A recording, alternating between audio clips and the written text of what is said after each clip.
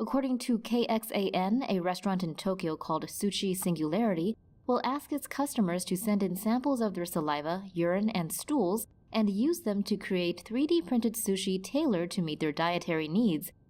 After clients make a reservation at the restaurant, they will receive a health test kit containing vials to collect samples of their feces, urine, and saliva. Once completed, the kit is then sent back to the restaurant for analysis. Using the data gathered through the samples, the restaurant then creates customized sushi recipes in order to meet the client's dietary needs. Using the recipe, a 3D printing machine makes the sushi and injects the raw vitamins, proteins, and minerals the client needs.